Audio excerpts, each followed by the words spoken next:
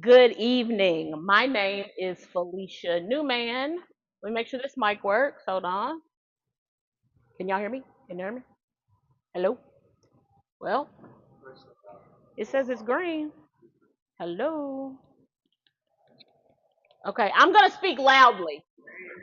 Okay? Mic'd up for the live stream, so we're going to be good. Good evening. My name is Felicia Newman, and I am the director for the Center for Justice and Policy Initiatives at the Louisville Urban League. Tonight is our final JCPS formed for District 5.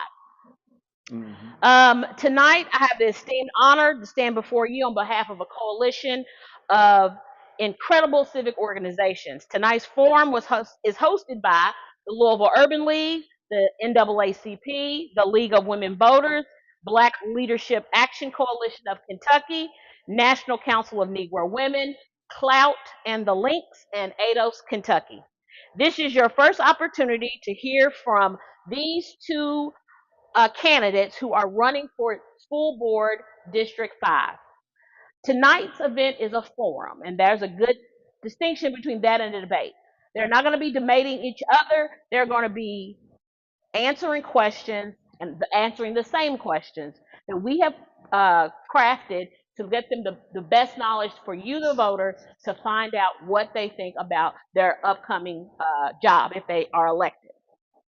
With that in mind, we ask our audience to do two things. Please be quiet, be respectful. You can clap. I love claps. But no jeering, no heckling, and I think I can trust you in the audience. Before we begin, let's go over quickly about the rules. Each candidate is going to get 1 minute for opening statements, 1 minute to answer each question, and 1 minute to do a closing statement. Um, I want to introduce I'm going to introduce our moderator, but before I do, if you've been watching for the last 4 events, we are encouraging everyone to go to thepowershift26.org, thepowershift26.org, and that is our mobilization campaign to get 52,000 voters to the polls for this upcoming November election. That number is a high number. It is a number that we are being very intentional about because those were the numbers that were there in 2008 when Obama was on the ballot for the very first time. We want 52,000 of you all to get out there and vote. We don't have a registration problem. We actually have a show up problem, a turnout problem. Lots of you all are registered to vote, but you do not go and vote on election day. So that's what we want you to do. We want you to go to our website, thepowershift26.org, and pledge to vote. So I'm going to introduce our moderator. Okay. I got his middle name. Oh, I don't have Mike. Timothy Eugene Finley Jr., not to be mixed up with his daddy, is a visionary pastor, seasoned executive, community leader, and a longtime advocate for justice and community transformation. He serves as the senior pastor of Kingdom Fellowship Christian Life Center and the CEO of Elder Serve, one of Kentucky's leading organizations dedicated to serving older adults. He is also the founder of the Kingdom Community Development Corporation, a nonprofit committed to strengthening underserved communities through empowerment, innovation, and opportunity. For more than 2 decades, Pastor Finley has worked at the intersection of faith, leadership, public policy, and social justice.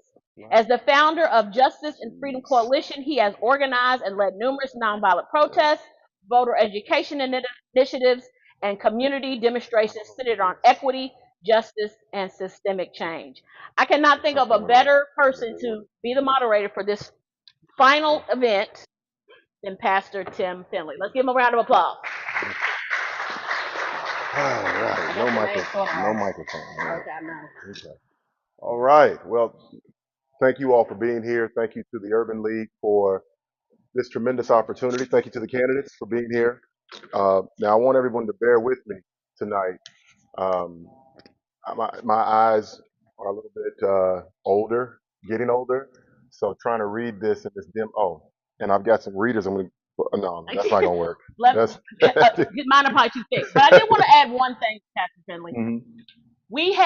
There are 6 people on the ballot in District 5.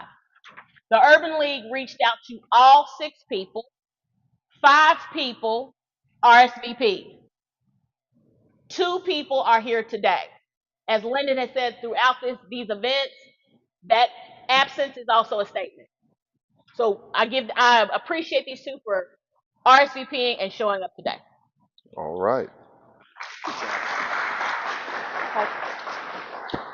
Well, we're going to jump right into it. And again, we're thankful for these candidates who are here on tonight. So as you all heard, you'll have 60 seconds for each question, for your introductions and your closing statement. So we're going to start here, and they drew numbers. And I'm going to give you, who drew number 1, 60 seconds to introduce yourself, and then to the gentleman, and we'll jump right in. Good evening. I'm Carrie Donovan. I'm running for Jefferson County School Board in District 5. I've spent nearly 20 years in education, and I've had the privilege of seeing our schools from lots of different perspectives. As a classroom teacher, a reading interventionist, an instructional coach, and a district PBL coach. But the role has probably taught me the most is simply being a teacher. Because teachers learn very quickly that you can walk into a classroom with a perfect plan, and then your students remind you that real life doesn't always follow the lesson plan. I think school board leadership is a lot like that. You can sit in a boardroom and make decisions based on numbers, policies, and reports. Those things matter. But behind every number is a student. Behind every attendance percentage is a family. Behind every staffing decision is an educator. And behind every school building is a community. And that is why I'm running. I believe that the people making decisions about our schools need to be willing to listen to the people who live, work, teach, and learn in those schools. I also believe that we need to be able to have different conversations without losing sight of the fact that we are all here because we all care about children. My campaign is built around 3 things: building trust, supporting learning, and strengthening schools. And if I have the opportunity to serve District 5, that is the kind of school board member I intend to be. Thank you. Awesome. All right. Mm-hmm. All right. You can pass the mic. Good evening, everyone. We good to start the minute? Yeah, you Okay. go ahead. Good evening, everyone. My name is Kyle Killebrew. I'm a business rep for the Sheet Metal Workers Local 110. I've been a dues paying member for almost 22 years now. I'm a 4th generation union worker. When I was approached about what I thought about running for school board, a lot of things I see going on in the world with these charter schools and vouchers and things like that, they don't sit right with me. As being a 4th generation union worker, I believe it's imperative that labor leaders in the community start stepping up, because there's people trying to buy our schools and take money from our kids. And I went to Catholic schools my entire life. When I was older and had kids, my wife and I made the decision to send our kids to public schools. We believe in public schools. The first thing unions fought for was public schools. That way their kids had better opportunities than them, and I'm willing to go fight for them now. Thank you. All right. Well, our first question is coming. It will go to, because you went first, we'll go to Mr. Killebrew. The 188 million deficit exposed a breakdown in financial oversight and transparency at JCPS. What would you do as a board member to make sure the board is never again surprised by the true condition of the district's finances? Be specific about the reporting, independent review, and accountability measures you would support, and how you would enforce them while respecting the superintendent's role in managing the district. Yeah, that's probably the most important question. Um, First things, we need to open the books. We need to make sure that the public sees what every dollar is going to. Now, since I don't have access to that right now currently, I'm going to go ahead and assume maybe it might be top heavy in certain areas. Um, I don't think anything could be left off the table. I've been asked by people in the community, well, what about raising it over the 4% increase that they have now? I don't know if that's the answer right off the bat.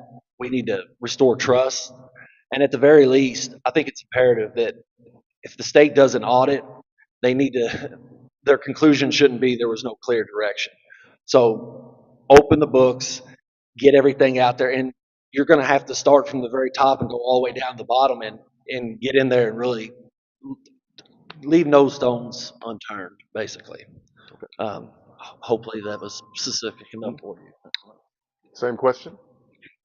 This shortfall is one of the clearest examples of why transparency and board oversight matters. We need to understand how we got here and make sure that we don't recreate those same conditions. The independent review found weaknesses in budgeting, forecasting, reporting, and governance. One thing that I felt really stood out to me was the distinction between giving the board info it can actually understand and use to make decisions. If I'm elected, I want to see regular, understandable financial reporting that shows where we are and where we are headed and what risks are developing, not just where we were last month. I would also want clear triggers for when the board needs to be notified about significant changes in spending revenue, cash flow, and long-term commitments. Transparency shouldn't begin when there's a crisis. My goal would be for the board, educators, families, taxpayers, and community to understand that financial picture while there is still time to make thoughtful decisions. We can't guarantee that there will never be another financial challenge, but we can make sure that we see it coming. All right. And would you all put the mic up to your mouth? Yes. Yeah. Yes. Yes, like that. Now, I want to give you all a chance to answer the second part of that question. How would you enforce these things while respecting the superintendent's role in managing the district?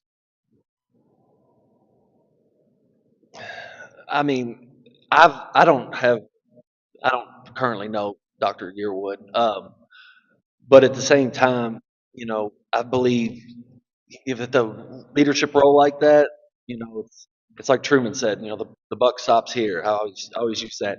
Um, he's got to take accountability for this or for that. And I think with all 5 districts, um, I don't know. I, I mean, we're gonna have to be tough. I mean, I go to grievance meetings, I go to arbitrations, we go into contract negotiations, and we need the facts. We don't. I attended a school board meeting 2 weeks ago, and they got questions. That school board has questions, the current one now, and they're not getting the answers. And we're gonna have more. We're gonna have to be tougher. I mean, you can have respect for people and still get results. So, I mean, Under the new legislation, it requires our board to approve a 5-year strategic plan and a rolling 3-year projection of revenues and expenses. This also limits superintendent's ability to make transfers without board approval up to $250,000 per quarter, with purchases and transfers reported to board and the next regular meeting.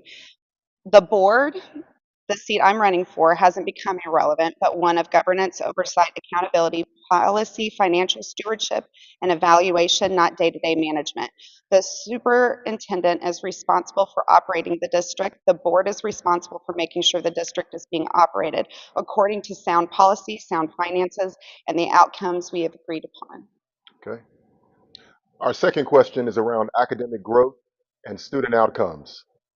The superintendent's vision is every student, every year. This means every student should demonstrate at least 1 year's academic growth each school year, regardless of where they've been academically. How would you, as a board member, support policies and accountability systems that help achieve this vision? And we'll start with you. This one's very personal. I'm a literacy teacher by trade. I think we have to be honest about the data. The proficiency numbers in reading and math are not where they need to be. And I'm not going to be up here before you and tell you here and the families watching otherwise. JCPS itself reports that only about 1 in 5 students is currently proficient in math and reading. Proficiency is far, far too low. But I also want to be careful about what we do with that data. A test score is a measure of student performance in a particular point in time. It is not a measure of a child's potential, a teacher's commitment, or the whole story of what's happening in a school. What I would want to see from a board member is much clearer connection between the data and the actions that we are taking. Where are the students struggling, and what instructional practices are working in schools where students are making gains?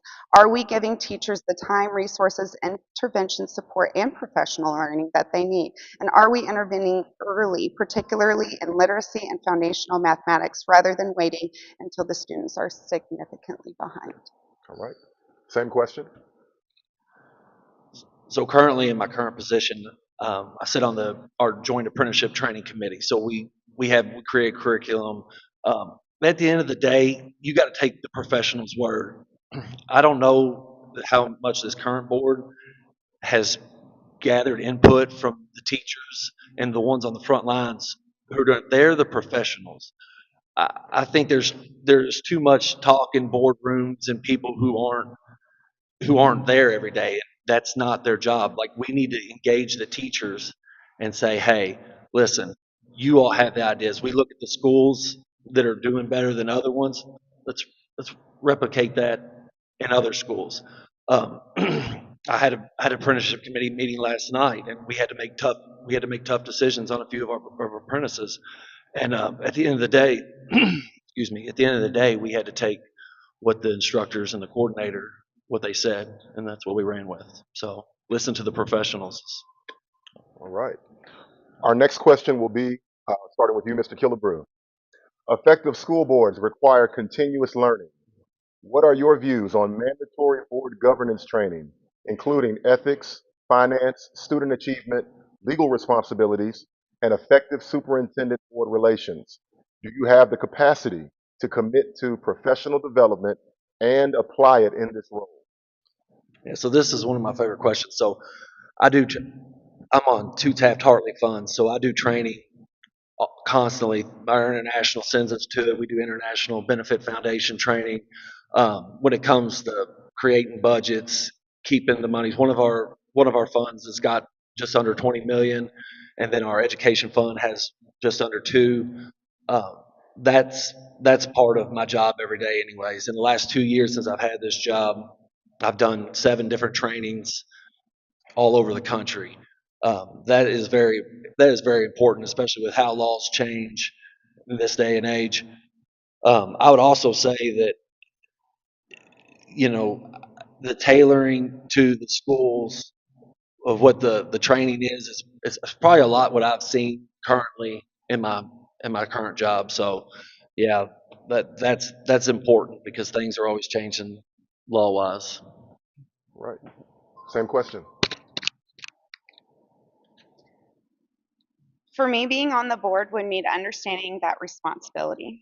It would mean asking the good questions, looking at evidence, listening to the people closest to the work, and being willing to hold district leadership accountable while also working collaboratively. You good, Mike?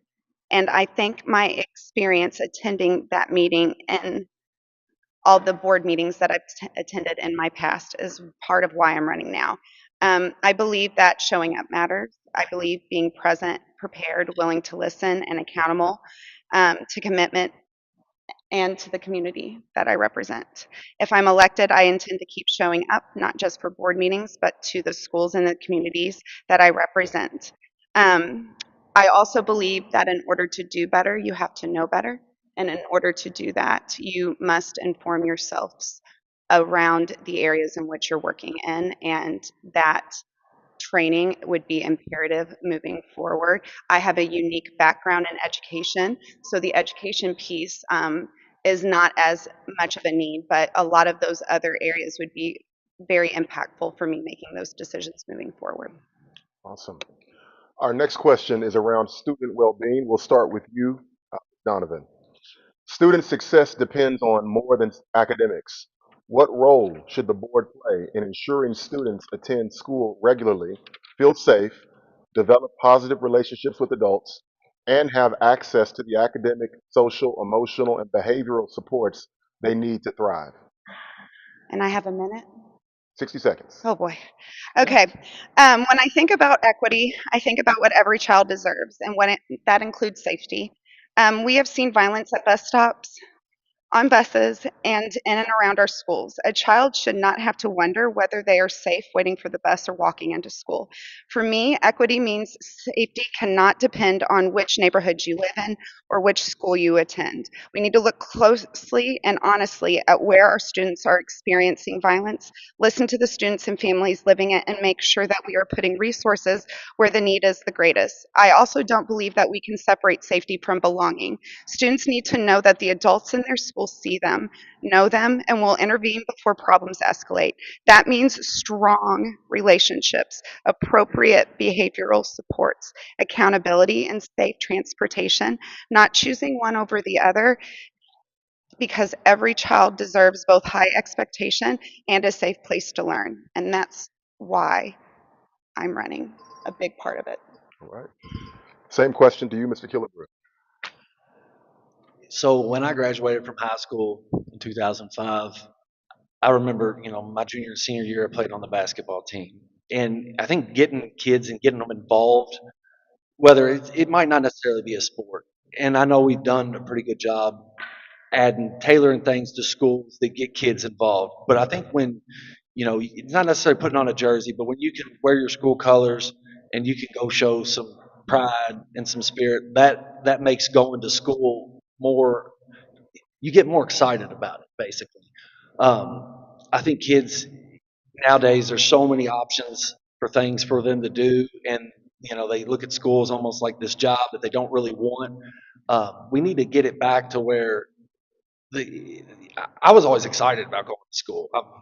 It was silly, but I mean, I was excited about going to school, and once I was done with school, I got into my career, and I've been excited about my career. So, and I attribute that to being involved with my school. So, I would say definitely give all the kids an opportunity to excel somewhere. Right.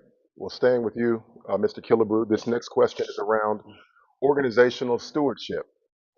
Reliable transportation, stable staffing, effective operations, and responsible budgeting all directly impact student success. They're all areas where the school district has struggled at times in recent years.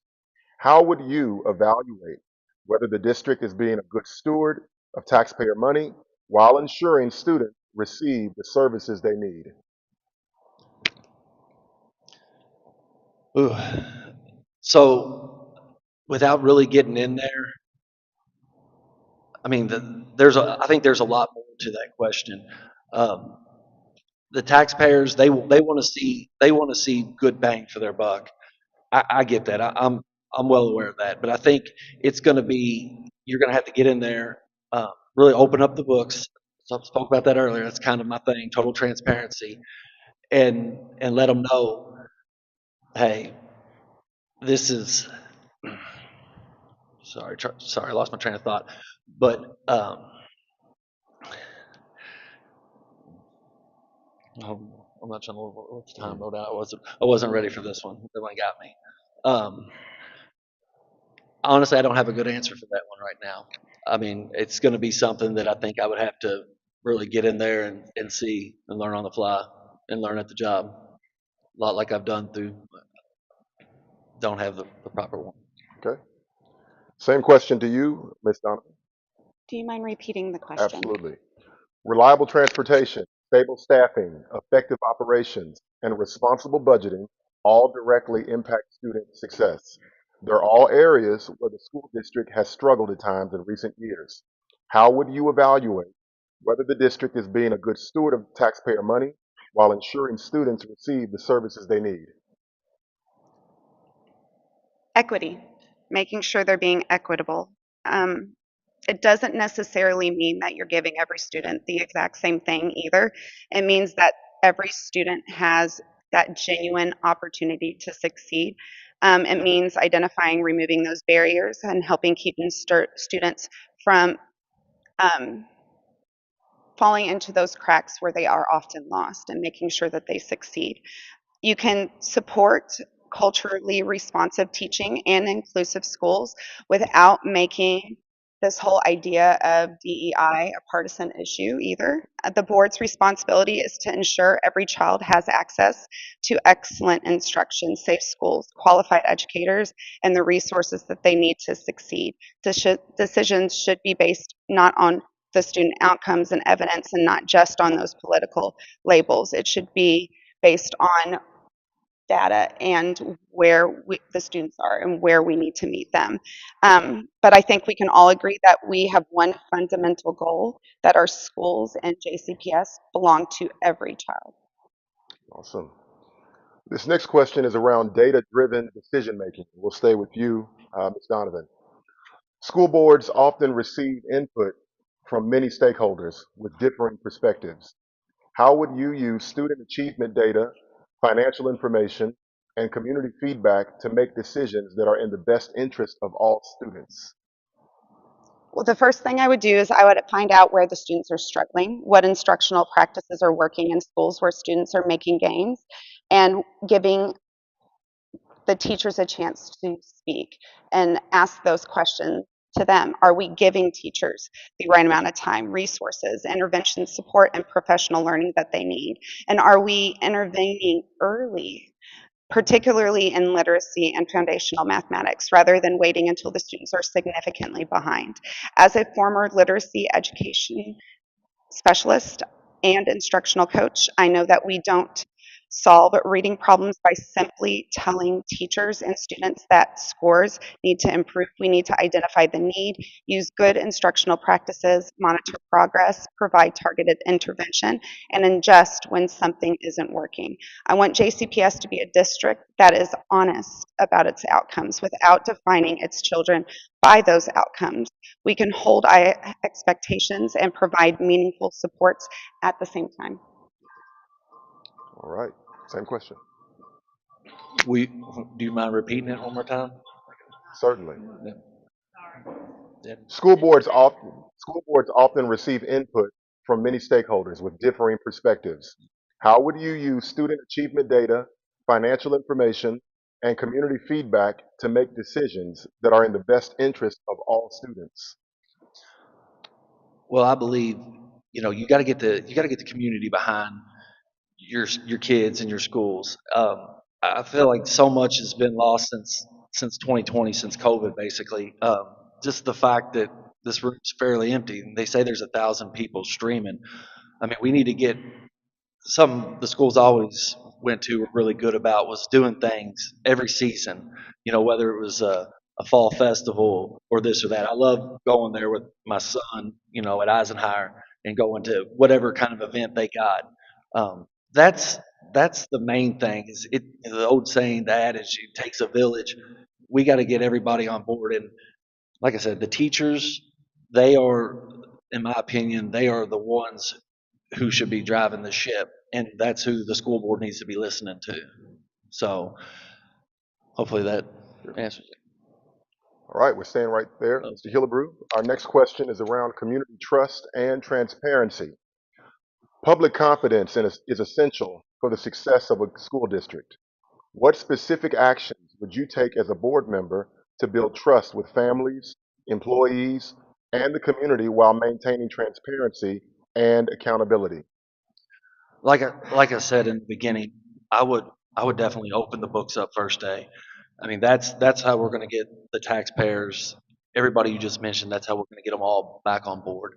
Um, and you have to identify the things that we don't need and that our schools don't need. And we bring that to our teachers and we bring that to the professionals in the schools and say, what here is waste? What what can we do with that? What do we need to add? I mean, everything seems like anymore it's dollars and cents, but at the same time, we're going to have to embrace the future of AI, and so we need to start getting our kids ready for that. I'm currently seeing it in our industry. That's been driving pretty much the bulk of our work. So, yeah, I would definitely open the books, get the community back on our side. Then I think all the things I talked about in the previous question with getting the events going and the different seasons, then that will bring people back, and then we'll start to see our schools rise.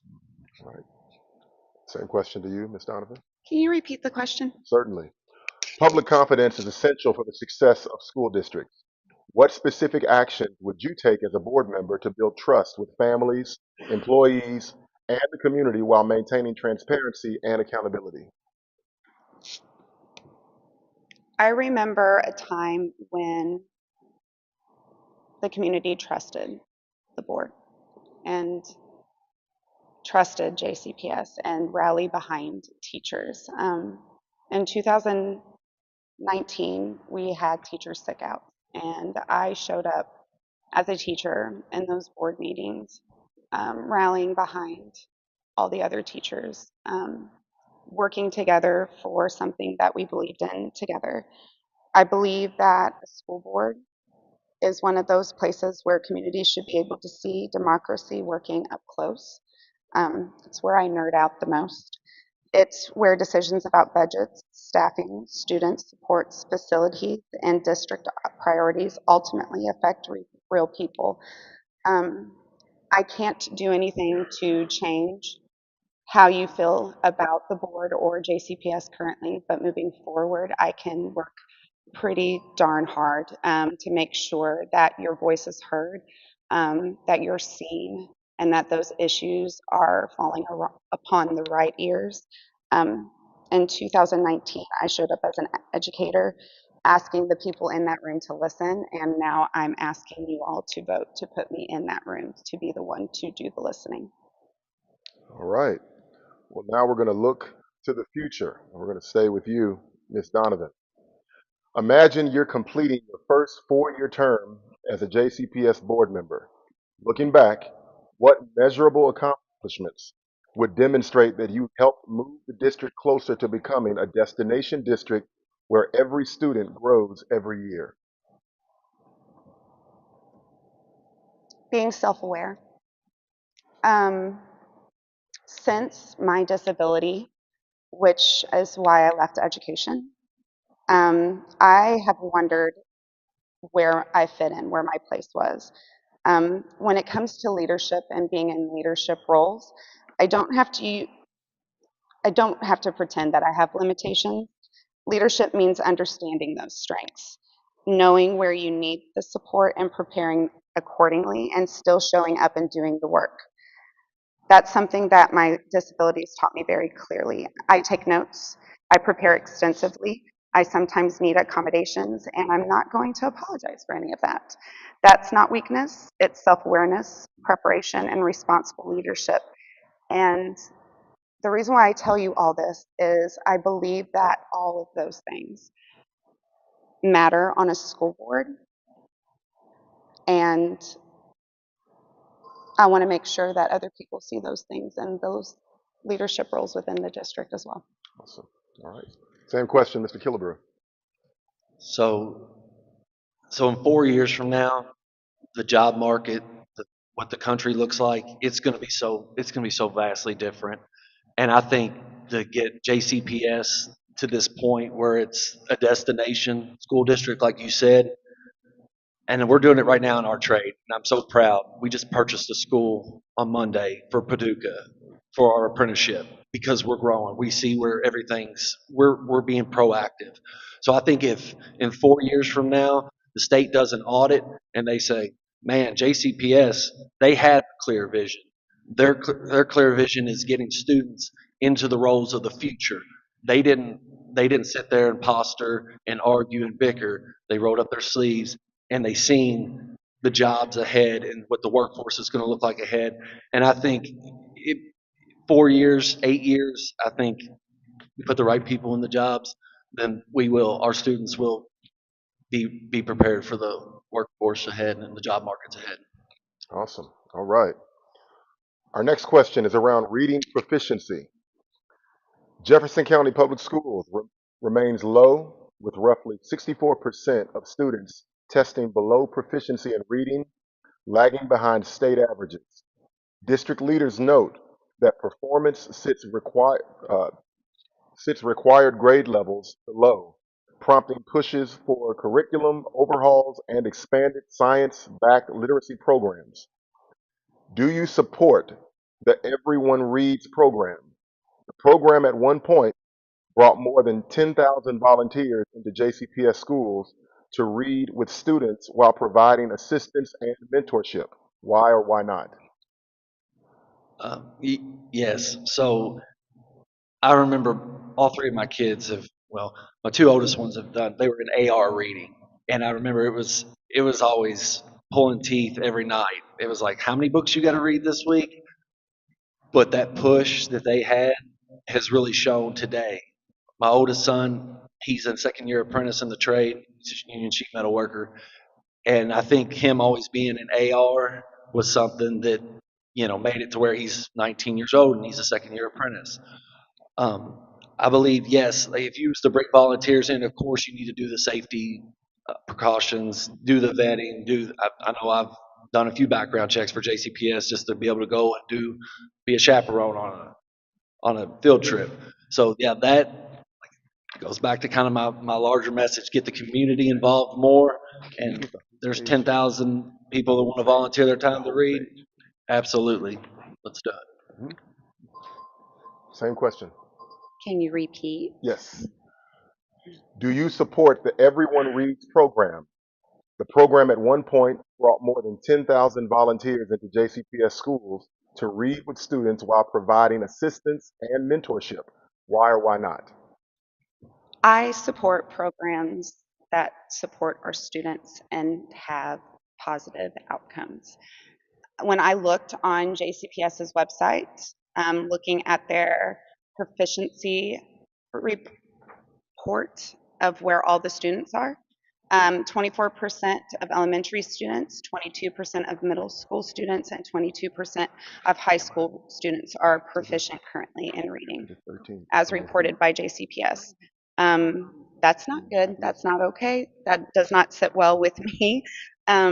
I believe in measuring outcomes honestly. I believe one test score does not tell the whole story about a child or a school.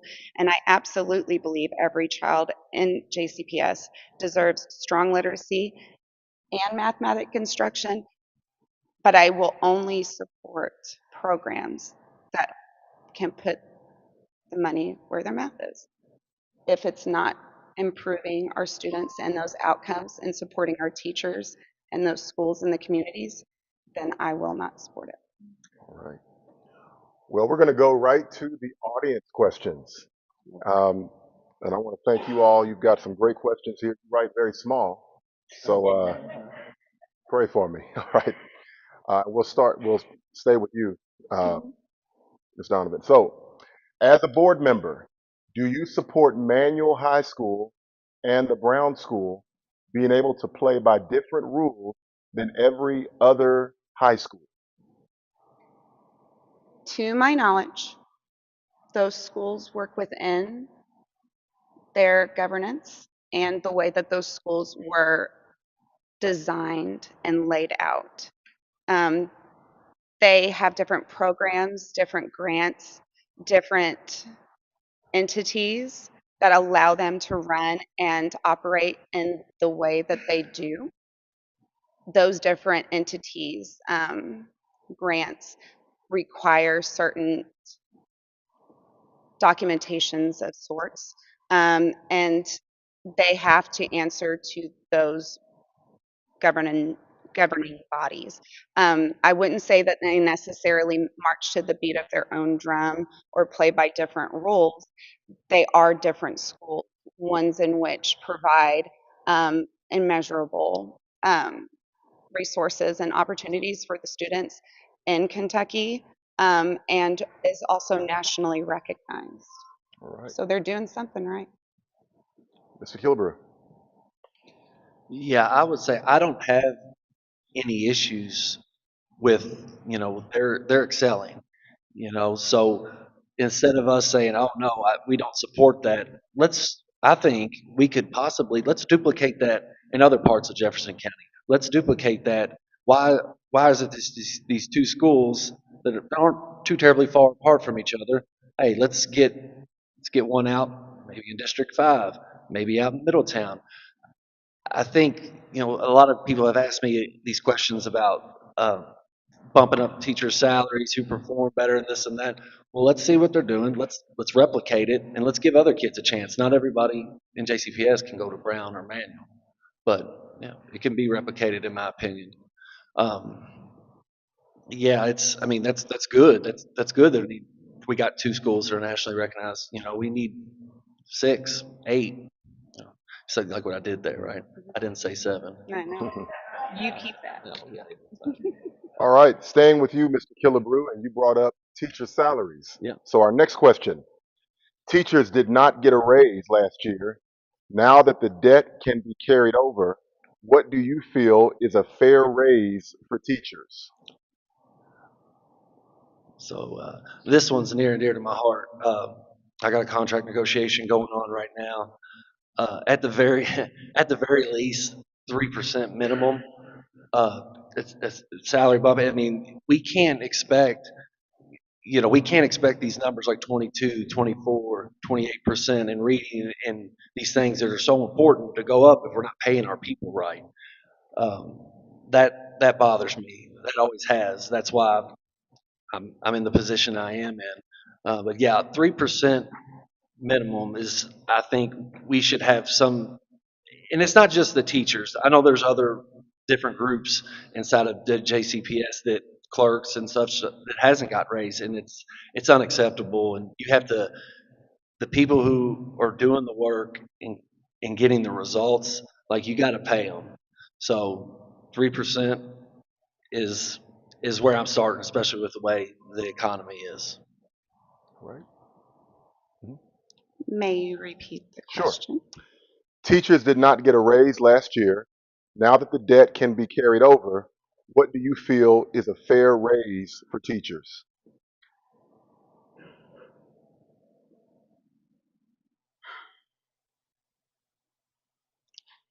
3% will not do much for many of our families and workers, educators, para-educators, anyone that works within JCPS. Things keep increasing in pay. Things keep growing, but adjustments are not being made. We are the largest district in Kentucky, and we're the 30th largest school district in the United States. We serve close to 100,000 students, and 77% of the children in Jefferson County attend JCPS schools. We have 6,818 certified teachers, out of which 82% have a master's degree or higher. This was all reported on JCPS's website. Ergo, they are very aware of how qualified their teachers are. Therefore, they very much deserve a raise higher than 3%. Staying with you, Ms. Donovan. Students are failing CTE classes with single digit averages, but are being promoted to the upper levels of those pathways despite their not knowing the fundamentals of that career. How does this make the student career ready? Can you repeat that? Sure.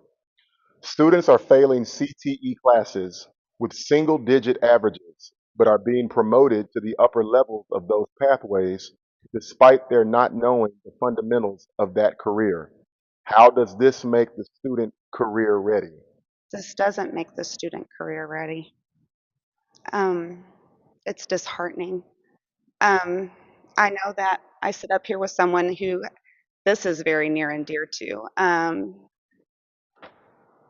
I was raised by someone who told me to give it my all, to stand up for what I believe in, and to do it in spite of, not because of, and regardless of if I'm tired.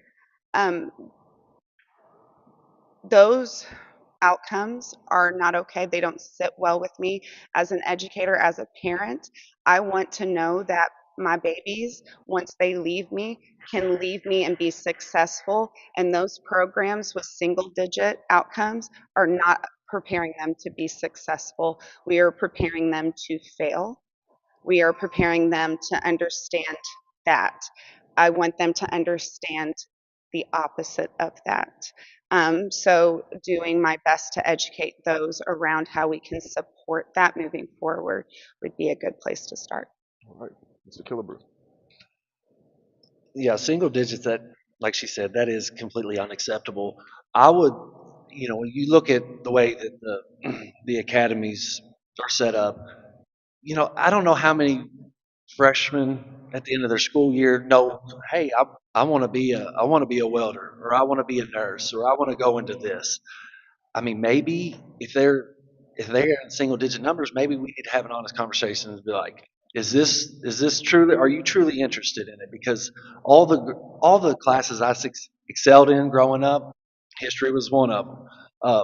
I really really enjoyed, and those were the classes in math. I had to be good at geometry and trig because I liked working with my hands. I liked angles. I liked building things, and ultimately took me to a career in sheet metal. So maybe have more conversations with the kids and saying, these are your four options. Oh, okay, well, this is one you're stuck in. I mean, it's communication. I think that could be a game changer. All right, we've got a few minutes left. We've got two more questions here. Uh, the first one, and we'll stay with you, Mr. Killebrew. There are dozens and dozens of open crossing guard jobs that are unfilled. According to Louisville Metro ordinances, only LMPD and the mayor can fill those positions. How would you advocate to the mayor to fill these positions? Well, I think I think Mayor Greenberg. I think he wants to see his kids get to school safe. He don't want any incidents where. I don't think, honestly, advocating to Mayor Greenberg, I think that would be fairly easy. It's a phone call, it's a conversation. It's, hey, maybe go get him in the morning, get his team. Let's go to some of these areas where we're having these issues with the lack of labor in those spots. I would also, if there's excessive speeding, whatever, LMPD, they need to, if they're out 1 month and they ticket areas so hard around schools, it'll change.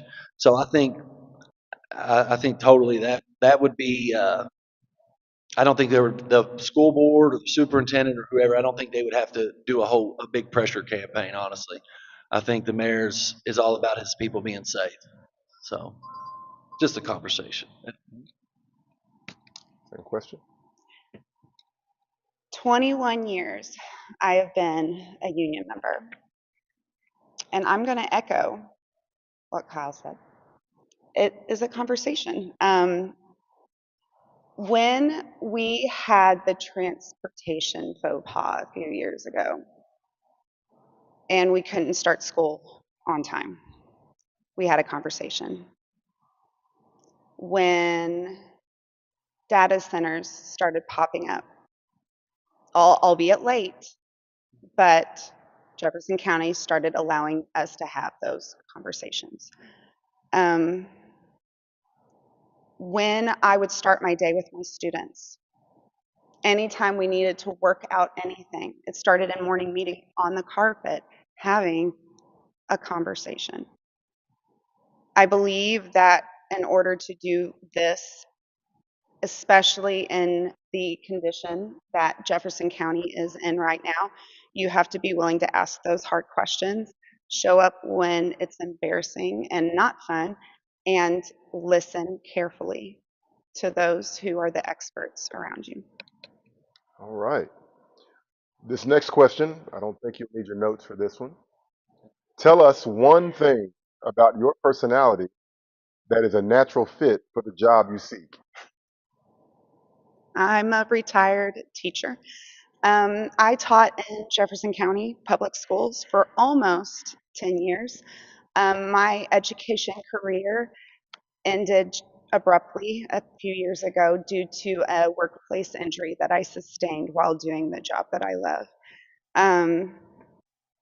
I believe being a teacher from Jefferson County, from JCPS, a parent of students who attended JCPS schools, a retired union member of JCPS schools. I believe that that makes me very uniquely qualified for being on the board because I understand teachers. I know what goes on in schools. I know what's spoken about. I know what is afraid to be talked about. I know the good, the bad, the ugly, and I want Jefferson County to know me again. So, Mr. Killebrew. So the last 2 years I've been in this position as a business rep. We've negotiated a contract for a bargaining unit in Frankfurt last year. We got one going on for one of our bargaining units in Lexington. Getting results and getting results that work. We always want to get a deal done. We want to get a ratification vote. If the vote's no, then hey, we go back to the table. I've always, this is Kentucky, obviously, so there's plenty of Republicans and not so many Democrats. It seemed like I always had a lot of Republicans in my family, and they had certain mindsets on things, and I was always fairly liberal. And by the end of the conversation, I was able to, oh, you know what? When you say it like that, that really makes sense. So I know this is nonpartisan, but reaching across party lines, whatever those may look like, getting the results for the kids, getting the results for the teachers and the administrators in the school, and getting the results for the citizens, the taxpayers. All right, our final statement tonight. It's really two parts, it looks like. One of the second part of this we've already touched on with Brown and Manuel, but I will read this first part and just get your reaction to it.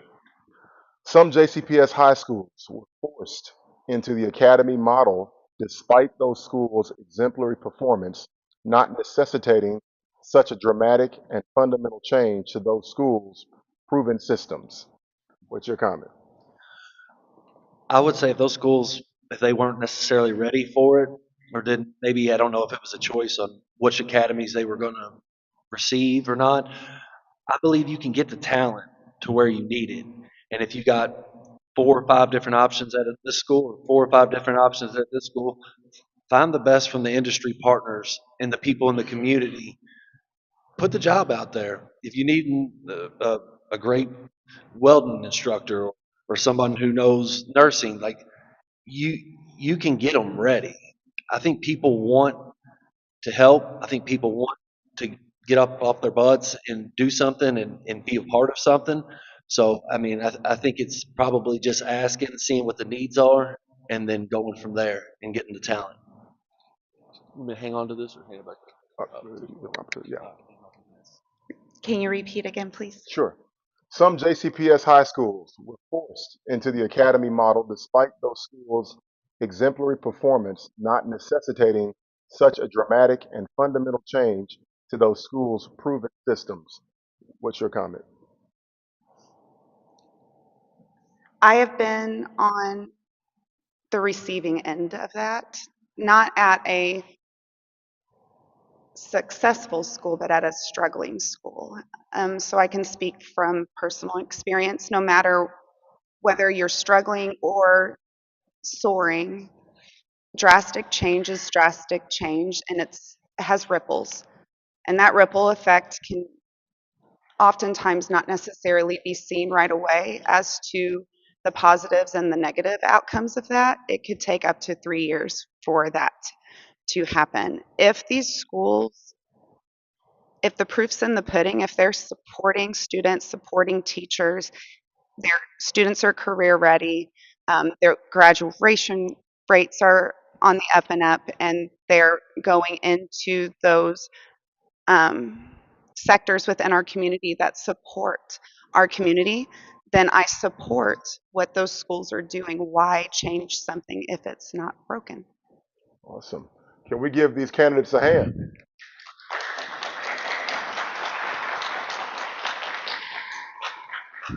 And we'll turn it back over to Alicia Newman.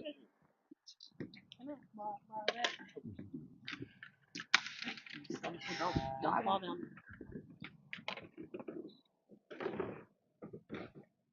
Let's give everybody another hand. I really appreciate everyone being here. Give yourselves a hand for showing up. Give Pastor Finley. I do want to tell you a couple things. Number one, I'm sorry that President and CEO Lyndon Pryor could not make it tonight, so I had to open and I have to close. So he wanted me to finish strong. So indulge me for a second.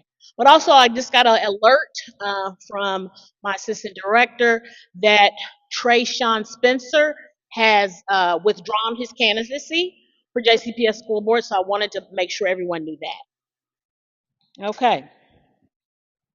I just wrote this, so bear with me. Facebook, YouTube friends, family, community members, teachers, and students. This is the end of our journey for the JCPS school forums. We stand at a critical crossroad, not in just the history of Louisville, but in the history of the American democratic experiment. Tonight, we are talking about the school board, and we're talking about the power shift. The Louisville Urban League's call to organize our collective strength, turn out tens of thousands of voters, and demand that systems meant to serve us actually answer to us. Too often, when we talk about voting, it sounds like an abstract civic duty. We are told to vote because it's important. But let's be honest, when you are struggling to keep up with rising rent, when your child's school is facing budget caps, and when you don't feel safe walking through your neighborhood, a slogan is not enough. We have to connect the dots between the ballot box and our everyday lives. Voting is not an academic exercise. Voting is about resources. It's about who gets a fresh grocery store in their neighborhood and who gets left in a food desert. It's about whether your streets get paved or whether your schools have the funding they need to help your kids thrive, and whether local public safety models prioritize healing and justice or just punishment. Your rent prices are high, that's a local housing policy and economic problem. The quality of your child's education is poor to middling, that is a local school board and state legislature problem. Your health care access and job opportunities, that's dictated by Metro Council, mayors, governors, and other lawmakers. When we don't show up to vote, we are not just opting out of the system, but we are letting someone else decide how our lives get governed. We hand over the steering wheel of our community to people who have never set foot on our block. And look at the moment we are living in right now. In the broader American system of government, we are witnessing a fundamental test. Democracy is not self-executing.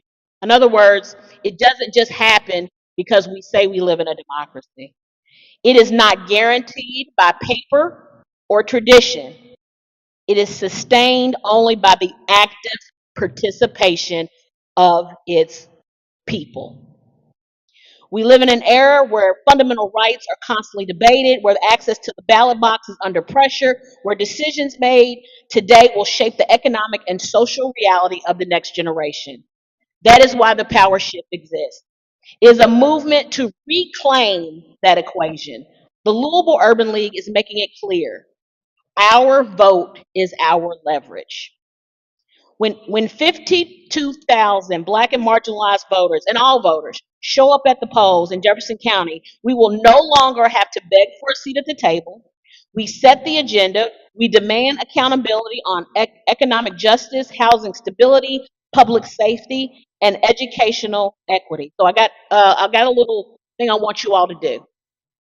First, check your registration and make sure you're registered, your family's registered, your neighbors, your babysitter. I mean, if the dog can vote, I would say check his. Second, do not go to the polls alone in November. Bring at least 3, 4, 5 friends, family members, co-workers, and make a day of it. Post yourselves going to the polls on social media. And third, educate yourself about down ballot races. Judges, school board members like we have here today, local officials whose choices shape your daily lives after national headlines have faded. We have a ballot builder on our website where you can look at all of the candidates who are running and read a little bit about them. You can find that at thepowershift26.org. It will put in your address and you will give you all the people running in your particular district. This moment calls for our presence, our organization, and our power. Let's make sure that when decisions are made about our future, our voices are not just heard, they're impossible to ignore. Let's shift the power together. Thank you, and get out there and vote.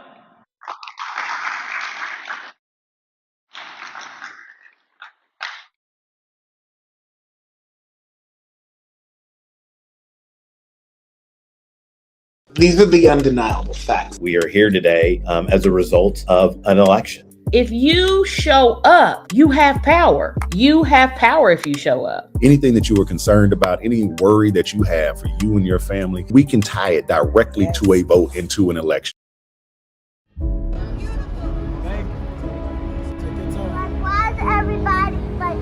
Hey y'all, I'm Attica Scott, former Kentucky State Representative, and you're joining me today on State Watch Night.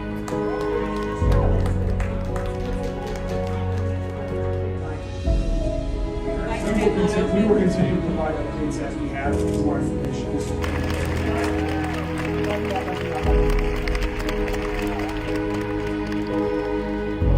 Former Kentucky State Representative, and you're joining me today on State Watch Night.